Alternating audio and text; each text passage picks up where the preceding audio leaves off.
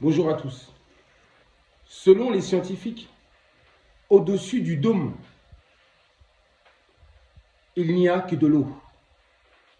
Dans les profondeurs de la Terre, il n'y a que de l'eau. Et tout autour de la Terre, il n'y a que de l'eau.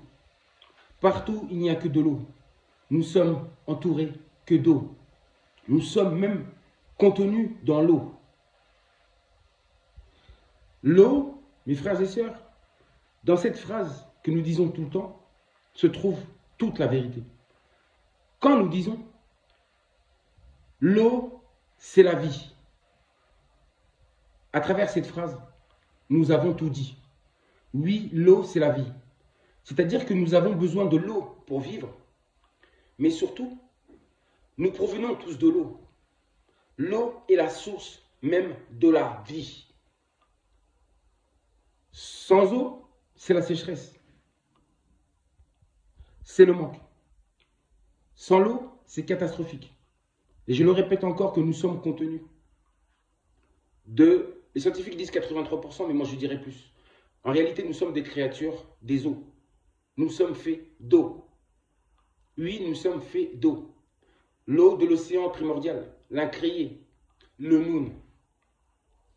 Voilà ce que je voulais vous dire déjà à travers cette vidéo.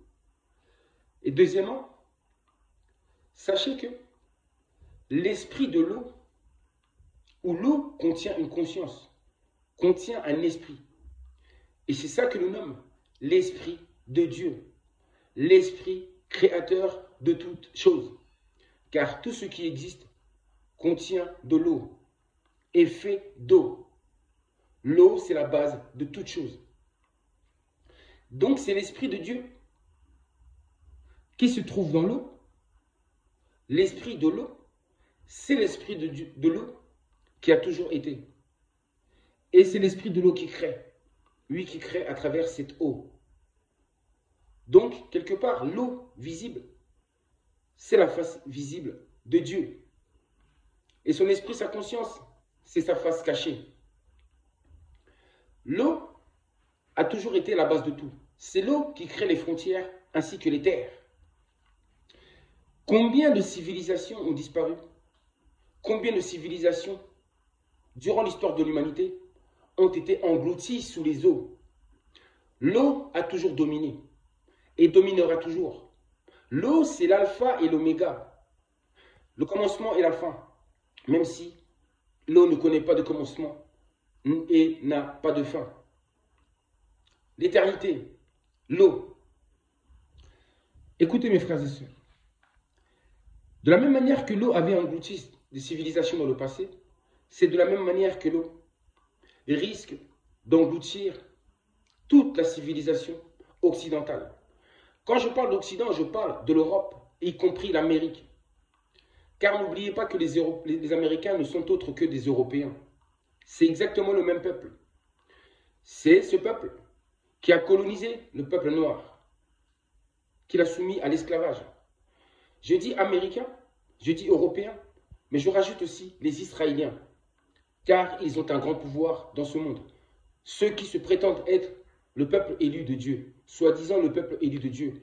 Mais peuple élu de Dieu signifie représentant de la vérité sur la terre, représentant de Dieu sur la terre, représentant des vertus sur la terre. Ce n'est pas un titre au hasard qu'il faut prendre à la légère. C'est très important, c'est très sacré. Il faut représenter ce titre. Et vous savez ce que je pense? Que ce sont les Noirs qui représentent mieux ce titre. Car ce titre du peuple élu de Dieu leur appartient. Bref, ce n'était pas le sujet. Ce que je veux dire par là, c'est que les Occidentaux, les Américains, ceux qui se prétendent être des Juifs, les Israéliens, ont fait tellement la misère à l'homme noir qu'ils sont tellement lancés à faire ça contre le peuple noir qu'ils n'arrêteront jamais d'eux-mêmes. Jamais. Pour qu'ils arrêtent, il faut qu'ils arrêtent forcément par la force. Il faut qu'ils soient arrêtés par la force. Et je vous dis que c'est l'eau, l'océan primordial, qui va les mettre à genoux. Étant donné que si l'océan primordial ne fait rien, aucun humain ne pourra les arrêter. Personne ne pourra les arrêter. De continuer à piétiner l'homme noir de continuer à semer la zizanie partout autour du monde. Oui, de semer la confusion, la débauche, la souffrance partout autour du monde. Donc, ça sera l'océan primordial, l'eau qui y a toujours dominé, qui va mettre fin à leur hégémonie. C'est-à-dire que ces nations seront englouties par les eaux. Les scientifiques l'ont toujours dit à propos de l'Amérique, qu'il y avait un risque pour qu'un jour, l'Amérique soit complètement engloutie sous les eaux. Et c'est ça qui va arriver. Car l'eau a toujours dominé. L'eau, c'est le grand juge. L'eau est porteur de l'esprit créateur, de l'esprit de Dieu. Et c'est ainsi que le Créateur va tout simplement établir sa justice sur la terre. C'est ainsi qu'il va libérer le peuple noir de la captivité et du joug des colons. C'est ainsi que l'homme noir obtiendra l'indépendance. Ça se fera par la force, mais par la force des eaux. L'eau, c'est la vie. Bomoi. C'est l'eau qui va établir un nouveau monde. C'est l'eau qui va élever le peuple noir au rang du premier rang, qui va le mettre sur le toit du monde.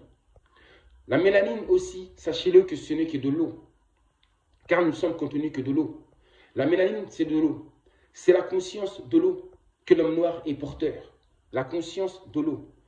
Car nous sommes tous porteurs de conscience, de la conscience de l'eau, étant donné que nous sommes des créatures des eaux. Vous avez compris ça? Et c'est l'esprit de l'eau qui va libérer le peuple noir et qui va engloutir tous les ennemis du peuple noir. J'ai dit tous les ennemis du peuple noir. Les peuples d'Asie aussi font partie de la race blanche, car ils font du mal au peuple noir. Mais tout ça dans la discrétion, dans la totale discrétion.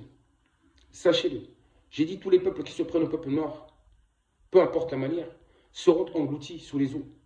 Car c'est ainsi que sera établie la justice divine, la justice de l'eau, la justice de l'océan primordial, la justice de Mpemba Kalunga.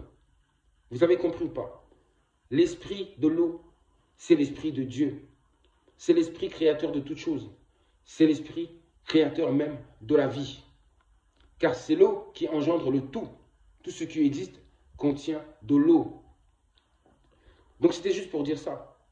Que la libération et l'indépendance du peuple noir ne passera que par l'engloutissement sous les eaux. Car c'est ainsi que le Créateur exerce sa justice, étant porteur de l'esprit de l'eau. Et n'oubliez pas que c'est l'eau qui contient le feu, la terre et l'air. Raison pour laquelle je dis que le grand esprit créateur, c'est l'esprit de l'eau. Car l'eau contient tous ces éléments que je viens de vous citer. C'est l'eau. L'eau, c'est l'esprit tout-puissant. Oui, c'est l'esprit tout-puissant. L'esprit de Tatanzambia Pungu, tout l'Inde.